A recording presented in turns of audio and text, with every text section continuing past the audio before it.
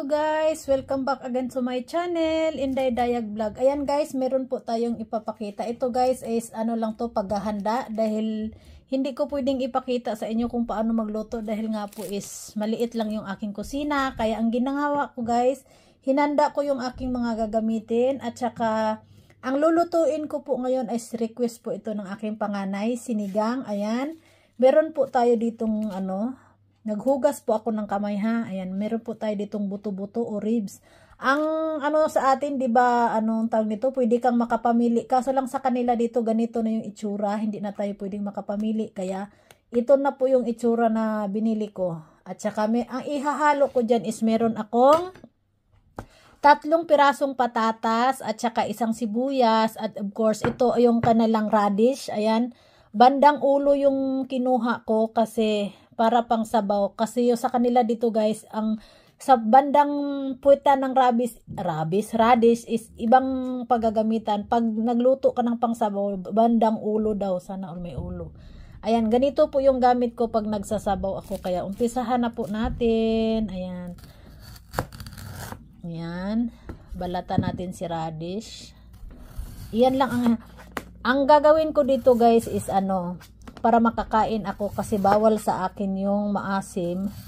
Kaya pag malapit na maluto to, magbabawas lang ako ng konti, saka ko lagyan ng sinigang mix. Kasi request ni kuya, namimiss na daw niya yung maasim na sabaw. Kaya iyan ang ating gagawin. Ang part 2 nito is ano na, mukbangan time na. Ayan po yung radish, ayan. Nabalata na, tapos hiwain na lang natin. Ang ingay nung nasa taas, hindi ko alam kung anong ginagawa niya yan. Ganun lang yung pagkahiwa para mabilis yung ano. Ayan, shout out po. Ayan, blessed Sunday sa lahat at sa lahat ng makakapanood ng videong ito. Maraming salamat sa inyong lahat guys. Sa walang sawang suporta. Ayan, nagsiseremonya na naman ako. Hindi talaga matapos yung seremonya ko. Ganyan lang ako maghiwa ng radish. Iba yung radish sa atin, iba dito sa kanila. Ayan. Hiwa time. Mabilisan na to guys kasi huli na ako nagkaano. Ayan po yung ating radish. Tapos mag-slice na po na tayo ng ano, patatas. Ayan, ang patatas kasi anong tawag nito? Sa gitna lang natin yan kasi para malaki. Nilaga naman sana to ba? Kaso lang, ano natin, anong tawag nito? Lagyan natin ng sinigang mix para maging maasim siya.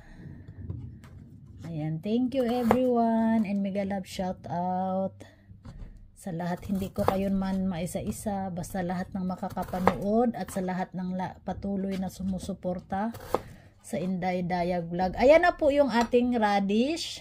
At saka, anong tawag nito? Patatas. Ang hiwain naman natin ngayon is ang ating sibuyas. Ayan.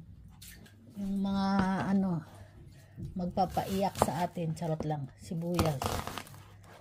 Sibuyas ba? Ang gagawin ko sa sibuyas, ang hiwa niyan is ganyan lang palakihan. Kasi madudurog naman yan siya eh. Shout out everybody. Bahay Kulitan. Team Kaugat, Mami Monique Angel. At saka ito guys, masyadong malaki to ang karne. Kaya ang gagawin ko dyan is babawasan natin kasi ano, igaganyan natin yan siya. Babawasan natin yung ano. Ayun mo, tingnan mo, di ba? Sobrang taba nito. Hiwain lang natin yan siya sa gitna. Ayan. Kasi ano siya eh, makapal yung laman, tapos yung buto niya, ganun lang. Ako kasi sa karne, ayaw ko ng laman. Kaya ang mangyayari niyan, yung laman sa kanila, yung buto sa nanay. Ewan ko ba, ayaw ko ng karne na mga laman. Gusto ko talaga yung ano lang, sa buto. Kahit saan, kahit sa manok. Ayan. At saka yung ano nito, di ba meron tong ano. Ayan, ganyan lang yung paghiwa natin. O diba dumami siya? Na ilan lang yung ano. Paraan din ba para marami? Ayan po guys, yung ating ano. Dalawang version to nilaga tapos sinigang. Ayan po. Ayan kasi puti yung buto-buto niya kaya madali lang siyang hiwain sa gitna. Ayan. 'Di ba dumami siya?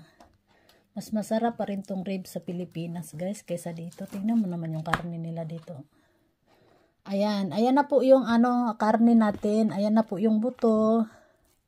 At saka yun na po yung laman. O, 'di ba? Dumami na siya. At syempre, hindi mawawala yung ating panglasa mamaya. Ayan. Alam nyo na yan kung ano yan. At syempre, guys, kasi pangpabango, wala kasi tayong siling labuyo dito. Ang gagawin ko ito, sibuyas dahon. Ayan. Ang haba ng sibuyas dahon nila dito, 'di ba? Ayan. Anuhan ko lang 'yan. I-slice lang 'yan ng ganyan pa. Wala kasing maliit na dito, 'di ba 'yun yung nilalagay pag malapit nang maluto yung ating sabaw. Pangpinali ba? Sana may pangpinali. Shout out dyan, Monsyado family.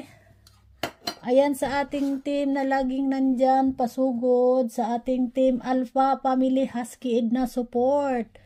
Ayan na po. Tapos, ang ating pang last is yung repolyo. Ayan po guys. Hindi ko to siya uubusin. Ayan. Hahatiin ko lang yan siya sa gitna. Kasi masyadong malaki. Repolyo ang gamit ko sa pangsigang.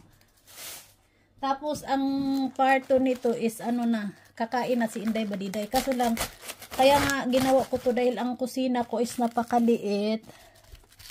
Kaya hindi siya pwedeng ayan na po yun. Ang gagawin ko dyan is hihiwain ko lang yan pag malapit na siyang ihalo sa nilaga natin or sinigang. Ayan na po guys, naihanda ko na po yung aking lulutuin. Ayan na po yung ating sibuyas. Ayan na po yung ating patatas at saka radish and of course ang ating karne. Ayan na guys. I-ready na po natin yan. Kasi yan na po yung ating lulutuin. Ayan. Yan lang po muna sa ngayon guys. Ang kadugtong yan is luto na siya dahil kakain na ako. O diba? Kaya thank you once again everyone for the love and support to my channel. Maraming salamat. At blessed Sunday po sa lahat. Ingat po ang lahat guys. And mega love shout out to everybody. God is great. Thank you so much for watching. Thank you for the love and support. Ayan. Yahoo! God bless everyone. Bye-bye po.